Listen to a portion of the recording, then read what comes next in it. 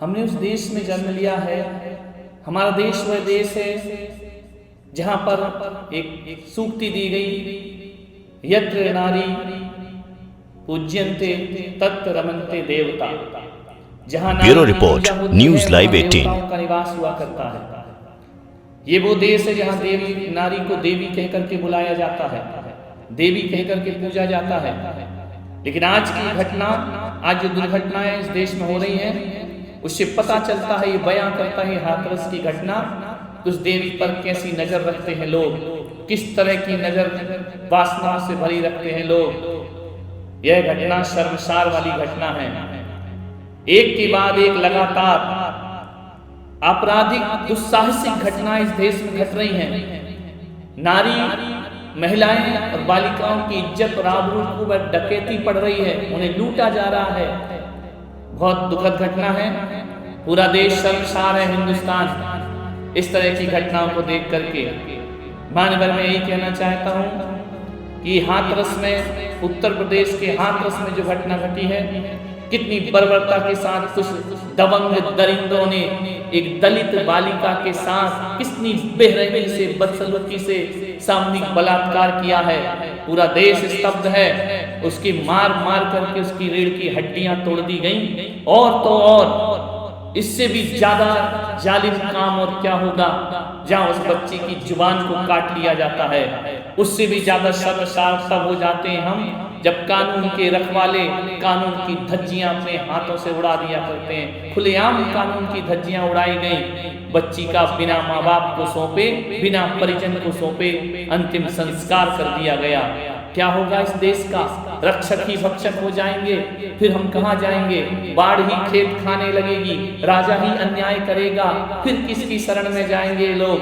मैं इतना ही आग्रह करता हूँ, उत्तर प्रदेश को, राजस्थान को, केरला की घटना से कुछ सबक लेना चाहिए। वहां जिस तरह से एक मासूम बालिका के साथ बलात्कार हुआ और किस तरह से उन्होंने ना कोर्ट देखा, ना कचहरी, ना उन्होंने कोई केस की तैयारी की, उन्होंने तुरंत न्याय दिलाया उस बालिका के माता पिता को। तुरंत न्याय की प्रक्रिया होना चाहिए, इसे ज्यादा लंबा घसीटा नहीं जाना चाहिए। यदि इस तरह की लचर व्यवस्था रही तो इस देश से अपराध कभी खत्म नहीं होते हैं। मैं आपसे इतना ही आग्रह करना चाहता हूँ, उत्तर प्रदेश की सरकार से, राजस्थान की सरकार से, कि बेटियों के साथ ये बदसलूकी बर्दाश्त नहीं की जाएगी।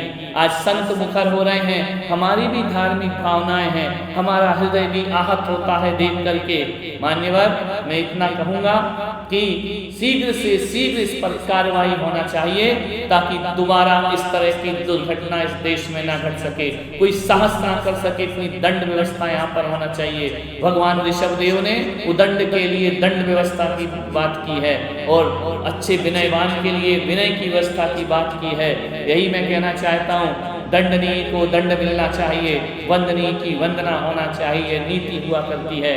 और अंतिम आग्रह में उन दरिद्रे जिस्म के हवस के लोलुपी लोग, वह लड़के जिन्होंने सामूहिक बलात्कार किया उस बालिका के साथ, जो बदसलूकी की है, उनके माता पिता से कहूंगा कि केरला की घटना से वह भी अपने जीवन में एक संकल्प करें। अपने बच्चों को, जो अपराधी हैं, जिन्होंने ऐसा काम किया है, ऐसी दरिद्री निपुत्ति जैसे संतान, उनको अपने घरों से बाहर निकालें और कानून के हवाले स्वयं करके आए।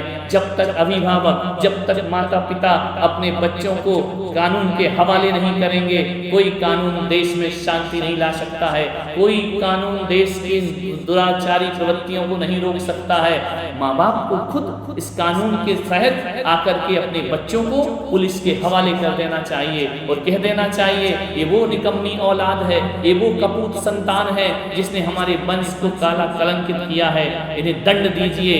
इतना साहस भी माता पिता जिस दिन इस देश में दिखा देंगे, उस दिन से यह देश पवित्र देश हो जाएगा। इस दिन से यह देश एक आदर्श देश हो जाएगा।